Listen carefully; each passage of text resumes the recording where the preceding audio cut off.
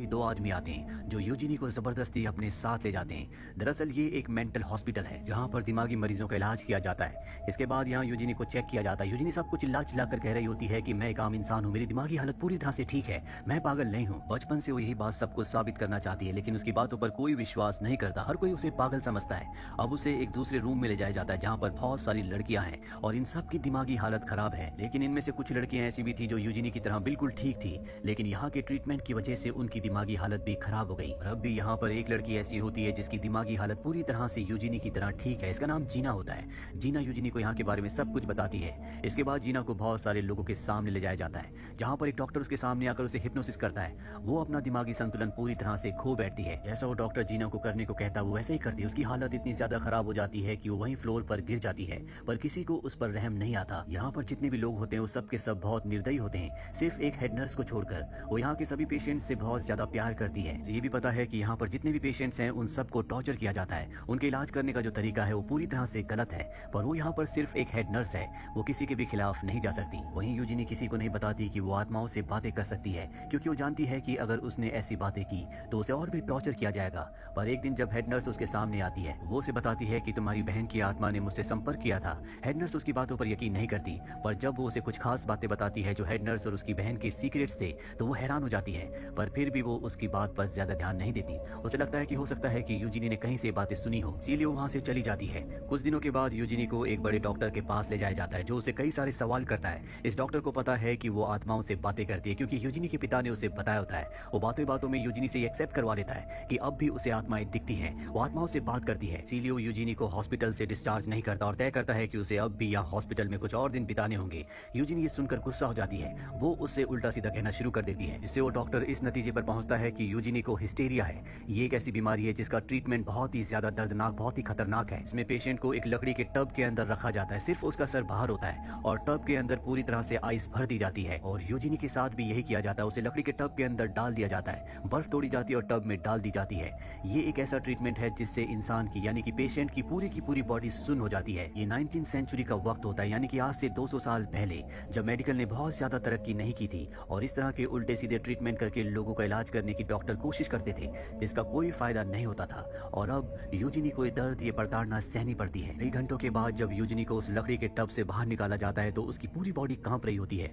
उसे इतना दर्द हो रहा होता है कि वो सो भी नहीं पाती। वहीं हेड नर्स जब घर जा रही होती है तो उसे एहसास होता है कि कोई उसका पीछा कर रहा है। जब वो अपने घर की स्टेयर्स पर पहुंचती है तो वहां पर यूजिनी का भाई आता है। वो हेड नर्स को बताता है कि यूजिनी आत्माओं से बातें कर सकती है। मैं बचपन से बात जानता हूँ, मैं यूजिनी पर विश्वास करता हूँ। और इसके बाद वो हेड नर्स को किताब देता है जिस पर आत्माओं के बारे में लिखा होता है, जो यूजिनी को एक लड़के ने दी थी। वो कहता है कि ये किताब यूजिनी को दे देना। रात पर हेड नर्स उस किताब को पढ़ती है जिसमें बहुत सारे ऐसे केसेस के बारे में और बहुत सारी ऐसी बातें लिखी होती है जो यूजिनी से रिलेटेड होती है। इसके बाद उसे एहसास हो जाता है कि यूजिनी ने उसकी मरी हुई बहन की आत्मा के बारे में जो बातें उसे बताई थी वो सब सच था।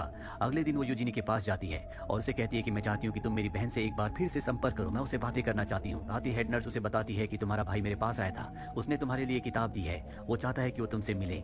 यूजिनी कहती है कि मैं सिर्फ अपने भाई से मिलना नहीं चाहती, बल्कि मैं यहाँ से निकलना चाहती हूँ। नर्स कहती है कि पूरी तरह से नामुमकिन है, आज तक कोई भी पेशेंट यहाँ से निकल नहीं पाया, लेकिन फिर भी मैं तुम्हारी मदद करने की कोशिश करूंगी। इसके बाद यूजिनी हेड नर्स की बहन की आत्मा से संपर्क करने की कोशिश करती है। बहुत कोशिश करने के बाद भी वो उसकी बहन से संपर्क नहीं कर पाती, पर अगले पल उसे बताती है कि तुम्हें घर जाना चाहिए, तुम्हारे पिता को तुम्हारी जरूरत है। हेड नर्स जल्दी से अपने घर जाती है, जहाँ वो टेबल के ऊपर एक नैपकिन देखती है जिस पर खून लगा होता है। जब वो अंदर कमरे में जाती है तो उसके पिता बेहोश होने वाले थे। वो जल्दी से अपने पिता को उठाती है, उनका ट्रीटमेंट करती है और इस तरह से अपने पिता को बचा लेती है।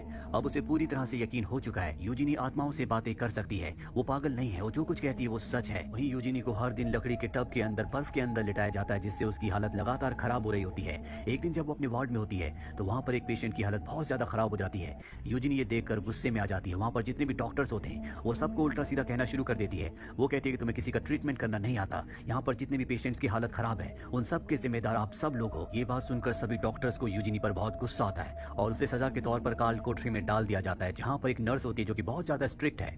इस काल कोठरी में एक विंडो होती है, इसे कभी कभी खोला जाता है, लेकिन धीरे धीरे वो नर्स उस विंडो को भी खोलना बंद कर देती है। यूजिनी को इस काल कोठरी के अंदर बहुत डर लगता है, क्योंकि उससे पहले यहाँ पर जितनी भी लड़कियां थी सब की सब धीरे धीरे मारी गई और उन सब की आत्माएं अब भी यहाँ पर होती है, जो सब यूजिनी से बातें कर रही होती है, अपने बारे में बता रही होती है, जिससे यूजिनी को बहुत ज्यादा डर लगता है। वो इतनी ज्यादा डर जाती है कि वो खाना खाना भी बंद कर देती है। अब वो नर्स को आवाज लगाती है, इसीलिए नर्स उसकी काल कोठरी में आती है, उसके सामने जानबूझकर अच्छा खाना खाती है ताकि वो भी खाना खा लें, लेकिन यूजिनी कोई भी रिएक्ट नहीं करती। तभी वो नर्स से कहती है कि मैंने तुम्हारी मॉम की आत्मा से बात की है, वो भी इसी काल कोठरी में मारी गई थी। नर्स कहती है कि हाँ, मैंने ही अपनी माँ को मारा था। यूजिनी कहती है तुमने अपनी माँ को इसलिए मारा था क्योंकि तुम्हारी माँ ने तुम्हारे बच्चों को मार दिया था। ये सुनकर नर्स की आंखों में आंसू आ जाते हैं और वो यूजिनी को पकड़कर कहती है कि आज के बाद कभी मेरे बच्चों के बारे में कोई भी जिक्र मत करना।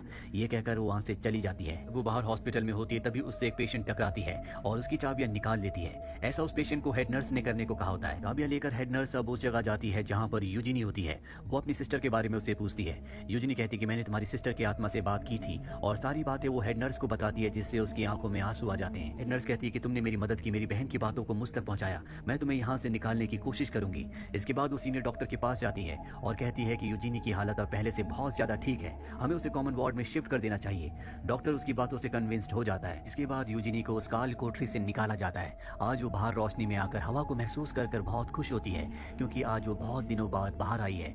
इसके बाद जब वार्ड में जाती है तो वहाँ पर वो अपनी दोस्त से मिलती है जिसका नाम जीना है। वो पूरी तरह से ठीक थी, पर यहाँ के डॉक्टर्स के गलत इलाज की वजह से अब वो व्हील चेयर पर है, वो चल भी नहीं पाती, साथ ही उसकी दिमागी हालत भी खराब हो चुकी है। ये देखकर यूजिनी को बहुत दुख होता है। इस मेंटल हॉस्पिटल में वो दिन आता है जब सब के सब जितने भी यहाँ पर पेशेंट्स हैं वो नॉर्मल लोगों की तरह बिहेव करते हैं, उन्हें अच्छे अच्छे कपड़े दिए जाते हैं, सबके सब यहाँ पर डांस करते हैं, बाहर से लोगों को भी इनवाइट किया जाता है और एक इन्विटेशन हेड नर्स यूजिनी के भाई को भी भेजती है। यूजिनी का भाई भी इस मेंटल हॉस्पिटल में आ जाता है। वो यूजिनी को देखकर बहुत इमोशनल हो जाता है। यूजिनी भी अपने भाई को देखकर बहुत खुश और इमोशनल है, लेकिन ये दोनों ऐसे प्रिटेंड करते हैं जैसे एक दूसरे को नहीं जानते। दरअसल यूजिनी के भाई का प्लान होता है कि आज वो यूजिनी को यहाँ से लेकर निकल जाएगा और जब ये दोनों के दोनों यहाँ से निकल रहे होते हैं तो वो नर्स जो काल कोठरी में यूजिनी का ध्यान रखती थी, जिसने अपनी मॉम को उसी काल कोठरी में मार दिया था, वो इन दोनों को देख लेती है। वो इनका पीछा करती है लेकिन तभी वहाँ पर एक पेशेंट उस नर्स को पकड़ लेती है। हालांकि वो उसे छूटने की कोशिश करती है लेकिन वो उस पर पूरी तरह से हावी हो जाती है। वहीं यूजिनी और उसके भाई को दिखाया जाता है। इन दोनों को हेड नर्स इस हॉस्पिटल से बाहर निकाल देती है। यूजिनी कहती है कि आपको भी हमारे साथ आना चाहिए। हेड नर्स कहती है कि यहाँ पर बहुत सारे ऐसे पेशेंट्स हैं जिन सबको मेरी मदद की जरूरत है, मैं तुम्हारे साथ नहीं आ सकती। और इसके बाद यूजिनी का भाई उसे लेकर यहाँ से निकल जाता है। कुछ बाद का वक्त दिखाया जाता है जहाँ यूजिनी अब एक पूरी तरह से अलग जगह पर है, जहाँ चारों तरफ हरियाली है। यहाँ पर उसे पागल कहने वाला कोई भी नहीं है। यूजिनी अपनी जिंदगी में कभी भी इतना खुश नहीं थी इतना कि वो अब है, और इस तरह से यूजिनी अपनी जिंदगी की एक नई शुरुआत करती है। यूजिनी उस मेंटल हॉस्पिटल से निकल पाई जहाँ से आज तक कोई नहीं निकल पाया था। दरअसल 19th सेंचुरी में इस तरह के हॉस्पिटल्स, इस तरह के असाइलम्स थे जहाँ पर पेशेंट्स के साथ इस तरह से बर्ताव किया जाता था जिससे उनकी हालत बहुत ज्यादा खराब हो जाती थी। अति कई बार डॉक्टर्स जानबूझकर उन्हें फिजिकली अब्यूज भी करते थे और उन्हीं घटनाओं पर आधारित ये पूरी की पूरी कहानी थी। उम्मीद करते हैं कि ये कहानी आपको पसंद आई हो।